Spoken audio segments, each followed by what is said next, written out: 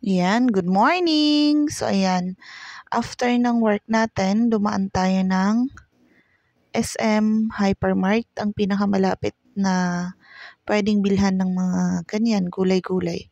Hindi kasi ako makadaan ng palengke kanina kasi gabi na. So, yan na nga, bumili tayong kamatis, pechay, at saka lettuce. At yan, kailangan natin ng white onions para sa ating burrito. Kailangan ko kasi ng hindi gamit or mga ingredients para sa aking simpleng burrito lang naman mga mamshis. So yan, punta tayo sa mga pita. Tortilla pala yan, hindi pita. Yes, tortilla. So yan, isang ganyan yata, ang worth niya is 100 plus. Maliliit lang yan and nasa 12 pieces. Ang isa niyan, yung isang pack, 100 plus na. So yan, tinitingnan natin kung ano ba talaga ang kukuhanin ko dyan kasi hindi ako sure. First time ko. Kasi yung ino-orderan ko, sobrang mahal. Isang ano lang, yung isang tortilla lang na may konting giniling, mga veggies, 140 pesos. Namamahalan ako. Kaya sabi ko, gagawa ako ng sarili kong akin. Kasi may mga veggies din naman mabibilhan. Tapos yan nga, may mabibilhan naman ng ganyan. Alam ko kasi meron yan eh. So yan, tinanong natin yung price niyan kasi may malapad. Kaya lang parang 6 pieces yata or 8 pieces lang. So yun na nga. Ang 6 pieces nga po niyan is 200 plus yung malapad. So, hindi na. Yung maliit na yung kinuha ko. Kaya lang, nagsisisi na ako. Kasi habang ini-edit ko to, syempre, na-try ko na gamitin. Mas maganda pala talaga yung malapad. So, ibig sabihin yung binibili ko, yung malapad yung ginagamit niya. Kasi marami kang mailalagay. Kasi kung yung maliit lang, ay pang babies lang. Parang 2 kagat or 3 kagat na lang yun, tapos na, wala na. So, mas maganda, sa susunod na bibili ako, kailangan yung malapad na yung kukuhanin ko. Hindi pwede yung maliliit lang. Kasi kulang po talaga. So, yun. Nakakita din ako pita wraps. Kaya lang, para siyang lumpia wrapper. Hindi naman ganun yun. Ang kailangan ko talaga yung sa tortilla. So, yun na lang yung kinuha ko talaga. So, yan. Tingin pa tayo. Tingin.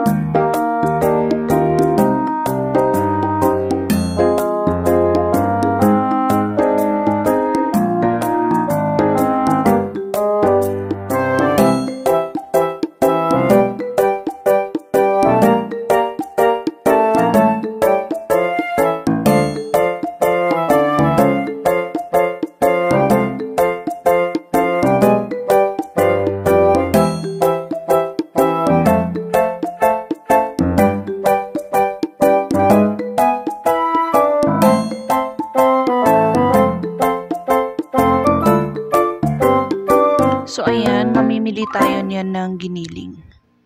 At hindi lang giniling yung kinuha ko dyan, kumuha din ako ng bacon slices para sa almusal natin. Because hindi ako kakain ng kanin, hindi ako kain ng ganito, kaya lang wala talaga. Pagka ang bisyo po natin mga mamshis is pagkain, talagang hindi po natin talaga may iwasan. Kung makikita ko talaga yung pinakamalaki na portion ng aking sahod kung saan napupunta, ang mga sumunod maliban sa mga bills ko, syempre mas malaki yung sa bahay na binabayaran ko. Mas ano din talaga, malaki din yung portion ng mga yung expenses ko na napupunta talaga sa food. Kasi hindi ko dinideprive ang aking sarili pagka pagkain yung pinag-uusapan. Minsan nga sumosobra tapos napapaisip ako, hala, ba't ganun yung ginastos ko? Alam mo yung kahit mahal yung pagkain, kung gusto ko talaga siyang tikman, o di kaya may nakapagsabi sa akin na masarap, kinakain ko na lang talaga. Binibili ko kahit gaano kamahal yan. Kaya lang ngayon, naipapaisip na ako na dapat pala talaga ang pagkain, isipag-isipan ko muna. Kasi yun nga, nakikita ko talaga, malaki na yung nagagastos ko pala. Sa pagkain lang yun ha, na minsan hindi talaga siya healthy. Minsan dapat nga hindi kinakain yun, lalo na sa akin kasi 'di ba tumataba na ako. So yan, tapos na tayo sa meat section, kaya punta naman tayo sa mga shampoo. Yan, magta-try tayo niyan ng bago kasi nga nagkakaroon ako ng dandruff. Hindi ko alam dahil sabi nila kaya nagkakaroon ka ng dandruff dahil sa stress. Di kaya naman dahil sa init ng panahon, nagda-dry na daw yung ating scalp, o di naman kaya dahil sa alikabok. Kaya naisip ko, hindi alikabok kasi hindi naman ako laging nasa labas.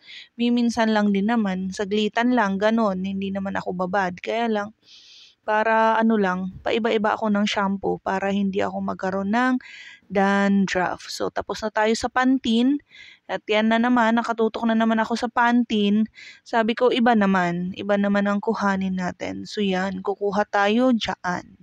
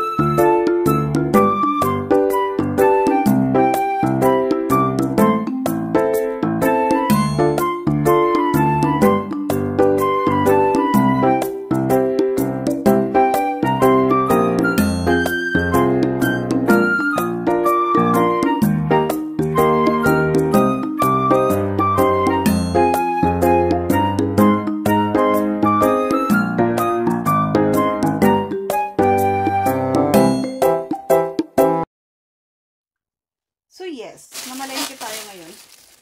Worth 5,500 plus. So yan, lettuce natin, 25 pesos.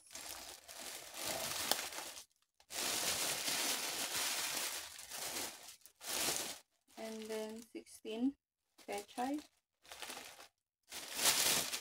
And then 32 pesos sa ating sibuyas na puti. And then ito, nagtaka ako, mura siya, 21.56 lang siya. So, ibig sabihin, imported yata to, no? Imported na kamatis. Mas mura. And then yung ating tortilla, yan. And then yung ating bacon. And then yung ating anong tawag na ito? Grind or giniling na pork. Ay, beef. Para sa burrito natin. So, that's it. And then, ito lang naman nakuha natin sa shampoo natin. Kasi wala na tayong shampoo. Sana ang nabili natin. So, that's it.